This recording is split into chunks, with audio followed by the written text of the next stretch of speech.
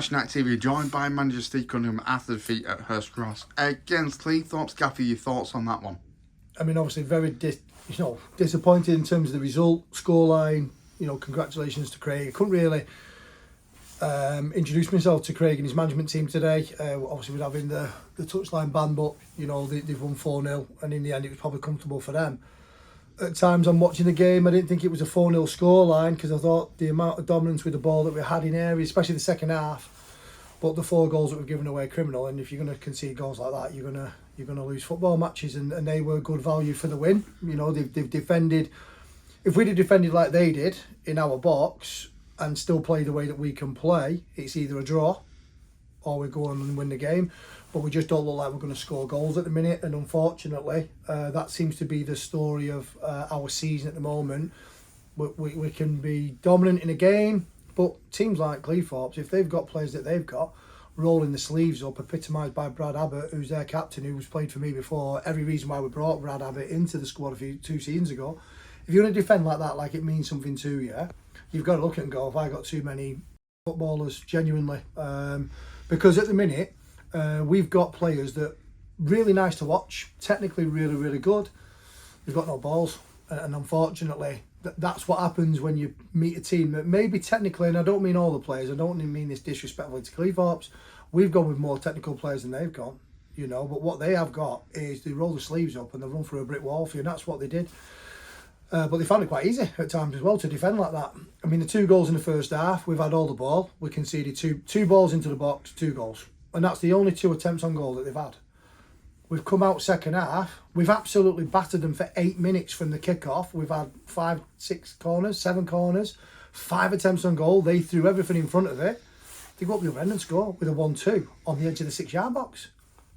And you've just got to question things. So to lose 4-0 in the manner that we did is really disappointing. And yeah, that's very much a frustration of mine at the minute. Where do we go from here, Gaffer? Obviously, you've been in 3 years now, near enough.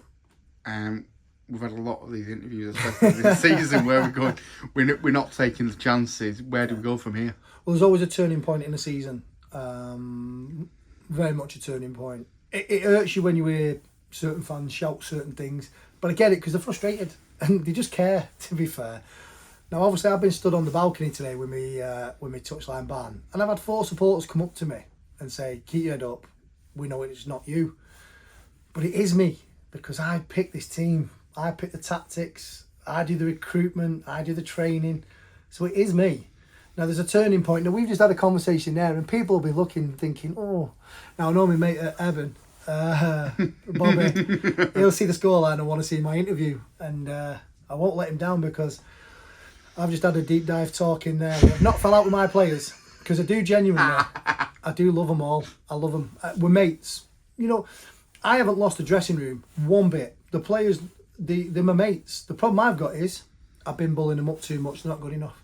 And I know you shouldn't call people out. And I'm not going to call individuals out. But as a team, we're not good enough. We put a team together this year to try and get promoted. And if we continue to do what we're doing, we're not going to get promoted. So the turning point is, I've got a duty to the chairmans, David and Jonathan, and the club board to perform. And at the minute, my performance levels, I'd like to think all the effort level is there and the time I put into it. I've got 2 kids who don't see me, but I signed up for that. So that's what a non-league manager does. But your performance then is relatable to your team, and that team is not doing what I'm asking them to do, or they're trying to do it, but they're not good enough. But I've picked them. So I've got, 24 hours now to reflect. I might walk in there and the chairman says to me, "Look, we're going to have a chat." I'll be honest with you, I could understand it. And I wouldn't even question it at the moment because normally I'm really agitated, I'm upset, I'm angry. At the minute, if he turned around to me and said, "Steve, look, we need to change it because of what our ambitions were," I'd sort of go, "Yeah, no problem, chairman, I get it." But then, I'd be then doing what my players are doing at the moment. They're accepting it and they don't want to maybe show a little bit more and roll the sleeves up and really want it. Now, I know that I've told them in there it's either me or them, but I've worked bloody hard for this job. Not just for Ashton, I'm on about being a manager that's recognised for passion and drive. I've won things. I've done really good things in the game, but what I won't do is let my performance drop just because I'm backing all my mates. And at the minute, they're my mates. So I'm not slagging them off. And I've told them all in there. I can't let it continue what's going on. So this is the turning point in the season that we've had many seasons before. I had it at Buxton when I was there. We had a turning point after losing 6. I've had it at Colne before, 6 years was at Colne. We had many of these moments. But if I continue to back them and let all my injured players and all my current players who are picked regular just keep doing what they're doing, we're not going to achieve what we're doing. And I'm taking the piss out of the chairmans, and I'm certainly not going to do that because I won't let other people do that. Do you know what I mean? So the turning point is, the chairman will say to me, what's going on? I'm going to say, listen, I'll turn this around. I've no doubt about that. I'm going to roll my sleeves up and I'm going to analyse absolutely everything. And I know what people think of me as well in terms of other managers, because even this morning, I had Neil Reynolds message me and do me a voice note. Keep your head up, head back, shoulders up. People know it hurts me. It really does hurt me. And then they start panicking thinking, oh, is he all right? I'll be honest with you, I am all right. Really, really all right.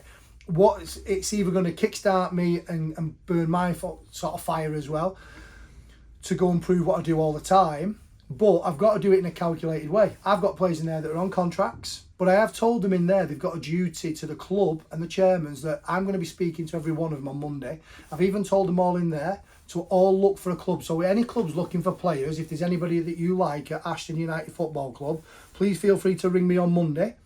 And I will tell you if they're possibly available. And I've told the players to do the same as a plan B just in case.